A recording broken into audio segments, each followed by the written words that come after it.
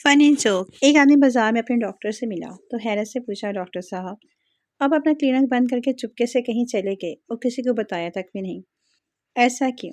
Doctor نے حیرت سے کہا، نہیں تو میرا کلینک تو ابھی بھی وہیں پر ہی ہے۔ تمہیں ایسا کس نے بتایا؟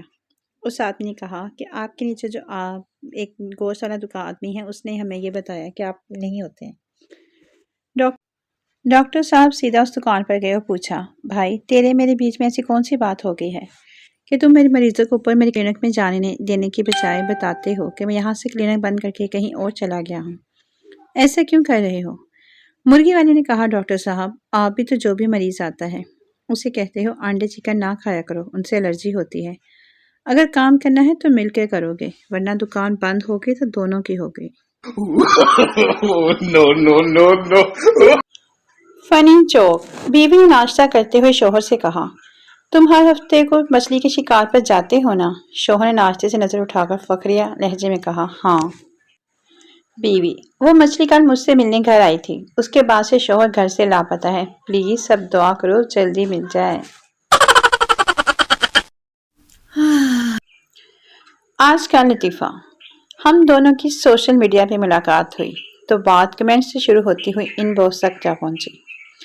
دونوں کی تصاویر نے ایک دوسرے کے دلوں میں گھر کر لیا، پھر واٹس ایپ ایمو پر ویڈیو کالز ہوئیں۔ آخر ملاقات کا وقت اور مقام طے ہوا۔ جب ایک دوسرے کو روبرو دیکھا تو کافی دیر تک ایک دوسرے کے موبائل فون کے کیمرے کی تعریفیں کرتے رہے۔ فنی جوک۔ نائی کی دکان میں ایک بچہ داخل ہوا۔ نائی نے بچے کو دیکھ کر اپنے گاہک کے کان میں کہا، یہ دنیا کا سب سے بیوقوف بچہ ہے، دیکھنا میں تمہیں دکھاتا ہوں۔ نائی نے ایک ہاتھ میں 100 روپے کا نوٹ پکڑا اور ایک ہاتھ میں 10 روپے کا نوٹ، اور پھر بچے سے پوچھا، دیکھو منّے کون سا نوٹ چاہیے؟ بچے نے 10 روپے والا نوٹ لے لیا۔